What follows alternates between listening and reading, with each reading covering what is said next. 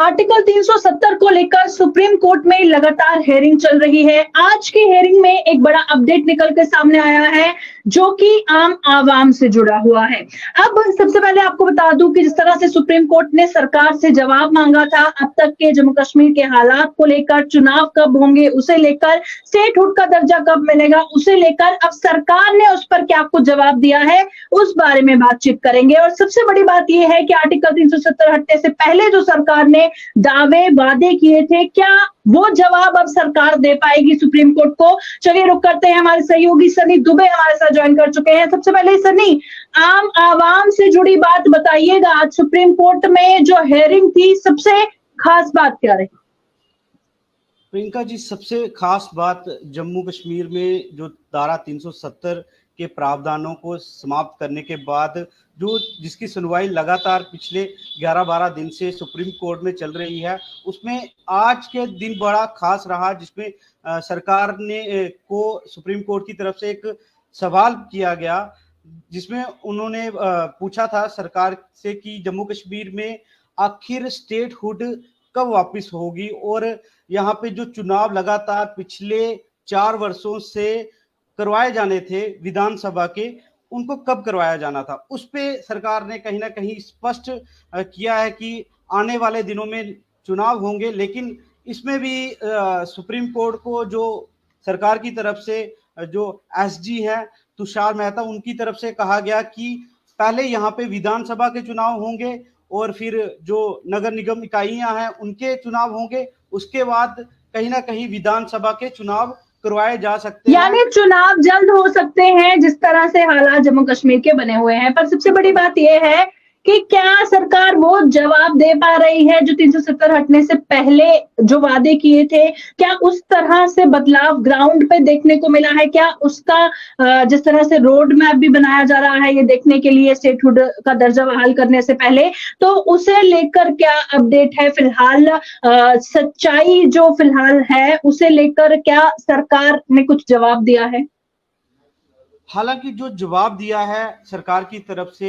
SG, जो उन्होंने कहा है कि जम्मू कश्मीर में चुनाव तो करवाए जाएंगे, लेकिन उन्होंने साफ किया है कि इसके लिए जो चुनाव सूची है उसको भी तैयार कर दिया गया है, लेकिन पहले विधानसभा से पहले पंचायत राज के चुनाव होंगे। इससे पहले भी जब जम्मू कश्मीर में जो आप जानते हैं कि धारा 370 को समाप्त किया गया, तो पंचायती राज के जो 3 टायर सिस्टम के चुनाव पहले करवा चुकी है सरकार, लेकिन कहीं ना कहीं कड़ी अभी विधानसभा चुनाव को लेकर लगातार फंसी हुई है। उसके लेकर अभी भी कुछ पूरी तरह से स्पष्ट बात नहीं कही है। यानी सरकार ने ये कहा है कि कभी भी चुनाव हो सकते हैं। हाँ, पर स्टेटहुड का दर्जा बहाल करने को लेकर सरकार ने क्या कहा?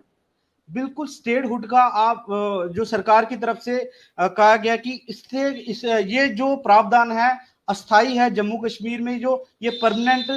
कह सकते हैं कि यहाँ पे यूटी नहीं दी जा सकती जम्मू कश्मीर को, लेकिन यहाँ पे स्टेटहुड की बहाली निश्चित तौर पे होनी ही है, लेकिन कब होनी है इस पर कहीं ना कहीं सरकार ने अभी फिलहाल कुछ भी स्थिति स्पष्ट नहीं कही है। और मुझे लगता है कि सरकार का कहना है कि यहाँ पे जब हालात ठीक होंगे तो यहाँ पे स्टेटहुड की वापसी जम्मू कश्मीर में दे दी जाएगी। लेकिन सवाल लगातार लोगों की तरफ से ये उठ रहा है कि जम्मू कश्मीर में लगातार सरकार कह रही है कि यहाँ सब स्थिति सामान्य हो चुकी है और यहाँ पे हालात लगातार बेहतर हैं, और आज भी सॉलिसिटर जनरल की तरफ से जो एसजी है उनकी तरफ से कहा गया कि यहाँ पे जो पत्थरबाजी की घटनाएं हैं लगभग समाप्त हो चुकी हैं, यहाँ पे जो टेररिस्ट एक्टिविटीज थी वो लगातार खत्म होने के कगार पे हैं, और लगातार कई ऐसी चीजें बताई गई कि जम्मू कश्मीर में हालात बिल्कुल सामान्य हो चुके हैं। लेकिन इस बीच जो सरकार की तरफ से अभी भी ये स्पष्ट नहीं कहा गया है कि जम्मू कश्मीर में स्टेटहुड का दर्जा वापस जल्द ही दिया जाएगा, या कोई एक पर्टिकुलर डेट दी गई हो कि इस डेट नहीं। क्या सॉलिसिटर जनरल तुषार मेहता ने कहा था ना कि अब जो है बहुत जल्दी पॉजिटिव रिस्पांस आएगा, एक रोड मैप बनाया जाएगा बहुत जल्द, और उसके बाद कभी भी स्टेटहुड का दर्जा बहाल किया जा सकता है। यानी वो पॉजिटिव रिस्पांस की हम उम्मीद करें जल्द। बिल्कुल पॉजिटिव, इसलिए हम कह सकते हैं कि इससे कहीं ना कहीं पॉजिटिव साइन जरूर मिलता है कि जम्मू कश्मीर जो की तरफ से 370 की को लेकर लगातार कितनी ही याचिकाएं सुप्रीम कोर्ट की तरफ जो दायर की गई हैं और सुप्रीम कोर्ट ने इसका जवाब मांगा है और सरकार को कहीं ना कहीं दबाव में आके इसका कोई ना कोई निश्चित हल निकालना होगा। ये एक बहुत बड़ी बात है और इस पर जो जवाब मांगेंगे सरकार की तरफ से, उम्मीद है कि आने वाले दिनों में इसका सकारात्मक कह सकते हैं कि पॉजिटिव साइन जम्मू कश्मीर के जनता को कहीं ना कहीं मिलने वाला है। लेकिन अभी भी सरकार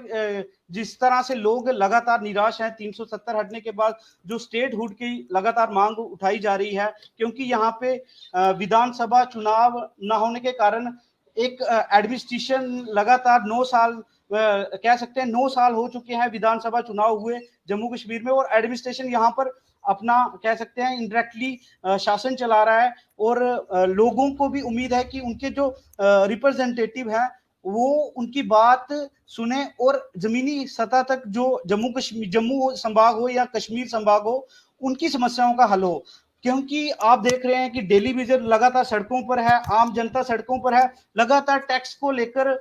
लोग विरोध कर रहे हैं, एडमिनिस्ट्रेशन लगातार कहीं ना कहीं फैसले ले रही है, उसका विरोध भी किया जा रहा है, लेकिन सेंटर तक क्या लोगों की आम इंसानों की जो समस्याएं हैं वो पहुंच पा रही हैं? इस पर लगातार सवाल उठाया जा रहा है क्योंकि जम्मू कश्मीर में इनडायरेक्टली भाजपा सरकार चला रही है और जिस तरह से